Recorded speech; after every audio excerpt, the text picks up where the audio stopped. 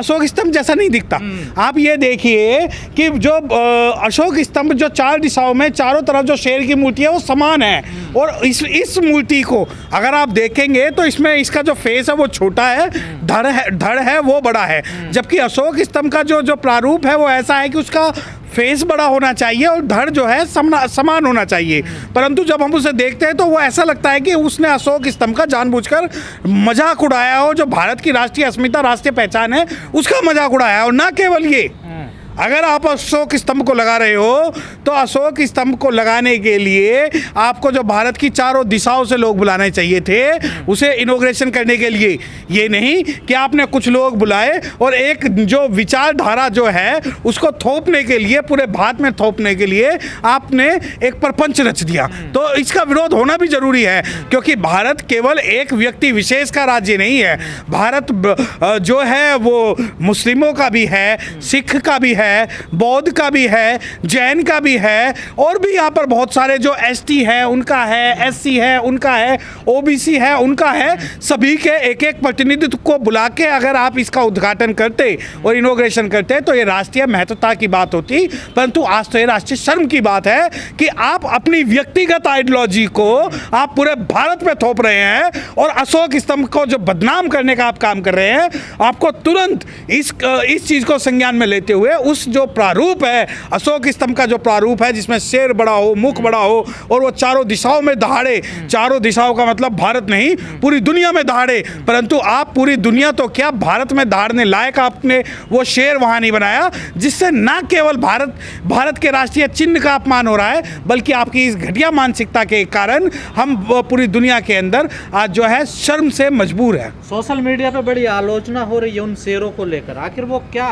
दर्शाना क्या चाहते हैं? देखिए, वो दर्शाना यही चाहते हैं कि जो जिस प्रकार भारत का डंका चारों दिशाओं में बजना चाहिए था, जैसे शेर की दहाड़ होती है, हुंकार होती है, वो चारों दिशाओं में होनी थी। वो उस शेर के जो छोटा सा मुंह इन्होंने बनाया, वो शेर का मुंह ऐसा नहीं है कि इसके अंदर जो है बनाने वाले की गलती है, इसके अंदर जो है जो जिसने पास किया उनकी गलती है। जानबूझ के बनवाया, ये तो जानबूझ के बनवाया गया है, क्योंकि जब भी कोई ऐसा राष्ट्रीय जो बहुत बड़ी चिन्ह बनते हैं या नेशनल इनेबलम बनता है, राष्ट्रीय लेवल का कोई चिन्ह बनता है, तो उसमें कई लेयर्स होती है अप्रूव करने के लिए। और अगर इसमें कोई त्रुटि थी और त्रुटि है तो आपको ये तुरंत प्रभाव से इसको दूसरा बनवाना चाहिए था, चाहे ये 2 बार बने, 3 बार बने, 5 बार बने, परंतु ऐसी त्रुटि आपने गुजरात में तो नहीं की। तमाम लोग सोशल मीडिया पे लिख रहे हैं कि अशोक के स्तंभ में जो शेर हैं वो बड़े संवेदनशील हैं, एक शासक की नज़र देख रहे हैं, लेकिन ये जो शेर लगाए गए ये तो खूंखार बड़े दिखाई दे रहे हैं। देखिए, अशोक स्तंभ के जो शेर हैं वो किस लिए, वो चारों दिशाओं में, मैंने क्या बताया, अशोक स्तंभ के अगर आप शेर देखोगे तो समानांतर रूप है, उनका फेस भी नॉर्मल है, उनका धड़ भी नॉर्मल है। शेर जिस प्रकार शांति प्रिय होकर जंगल का राजा जो राज करता है उसका है। इसमें आप देखिए, दांत नुकीले हैं, धड़ बड़ा है, मुंह छोटा है, धाड़ता हुआ है, खूंखार है।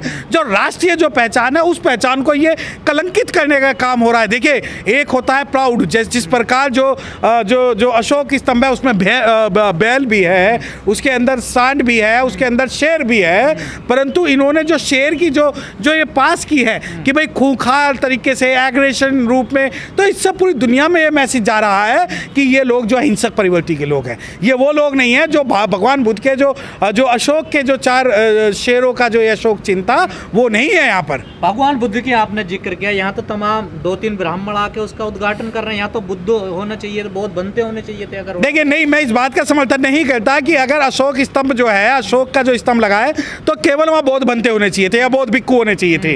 वहाँ बौद्ध भिक्खु के साथ साथ वहाँ क्रिश्चियन भी होने चाहिए थे, वहाँ मुस्लिम भी होने चाहिए थे, वहाँ पारसी भी होने चाहिए थे, वहाँ सिख भी होने चाहिए थे।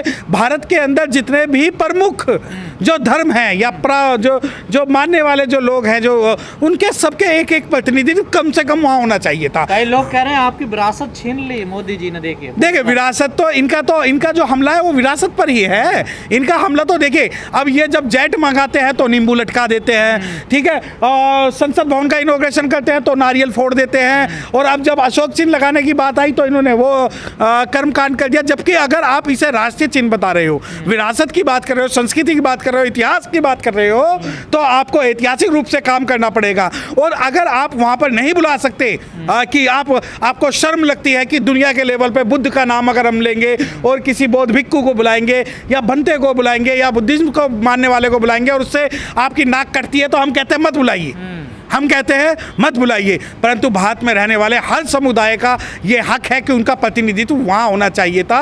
उसमें हिंदू, मुस्लिम, सिख, ईसाई, वैष्णव सभी लोग वहाँ पर उनका एक एक प्रतिनिधित्व, आदिवासियों का भी होना चाहिए था, ओबीसी का भी होना चाहिए था, उनके मानने वाला वहाँ होना चाहिए था। आप लोग तमाम आरोप लगाते रह गए, जो बुद्ध टेम्पल थे उनको इन्होंने तब्दील कर दिया हिंदू देवी देवताओं में।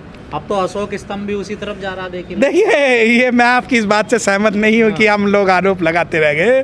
ये आज जो है भद्रथ मौर्य का काल नहीं है, आज ये दूसरा काल है। परंतु आज अब मैं आपको इस बात का जवाब दे दूं, आपके चैनल के माध्यम से मैं एक ऐसी बात कह रहा हूं कि जो शायद आपको कोई नहीं बताएगा। जो ये नई संसद बन रही है, इसके गुंबद पर पहले एक कमल का फूल लगा रहे थे और ये आपके समाज की ताकत है कि वो कमल का फूल हटाकर यहाँ पर अशोक चिन्ह लगाया गया है और ये सैकड़ों लोग इसमें लगे हुए थे। और मैं विशेषकर आपके चैनल के माध्यम से बताना चाहता हूँ, आर.एल. कैन साहब ने इस मामले पे भारत सरकार की रेल बनाई हुई थी कि वहाँ पर अंदर और बाहर जो है वो कमल का फूल नहीं लगेगा। तो जब आप विरासत बचाने की बात करते हो तो हम वो लोग हैं जो विरासत बचाने का काम कर रहे हैं। और रही बात इस अशोक चिन्ह की, या जो इन्होंने एक भारत को बदनाम करने के लिए खूंखार, हिंसक और जिसे अशोक चिन्ह का नाम नहीं दिया जा सकता, पता नहीं ये क्या लगा रहे हैं, उसका भी हम विरोध सही लेवल पे, सही मायने में अब कर रहे हैं और करेंगे। क्या चाहते हैं आप इसे? हम चाहते हैं कि इसे हटा के प्रॉपर एक अशोक चिन्ह वो लगाया जाए जो भारत को पूरी दुनिया के अंदर, जिस प्रकार आप दूसरी दुनिया के जिस भी देश में जाते हैं भगवान बुद्ध को लेके जाते हैं और आप कहते हैं हमें युद्ध नहीं बुद्ध चाहिए, जिस प्रकार आपके हाथों में भगवान बुद्ध की जो मूर्तियाँ होती है, उसी प्रकार अशोक चिन्ह भी हम आपको पूरी दुनिया को दिखाना होगा कि ये भगवान बुद्ध के अशोक का चिन्ह है, ये अशोक चिन्ह है, ये भारत की जो अस्मिता है वो है। इसको हम आपको पूरी दुनिया को दिखा रहे हैं। तो अगर इस सरकार में शर्म होगी और इस सरकार को भारत के इतिहास से और भारत की अस्मिता से लेना देना होगा तो ये उसे बदलवा के जो शांत, सोबर, सभ्य, ताकतवर, अहिंसक जो शेर है वो इन्हें लगाने पड़ेंगे।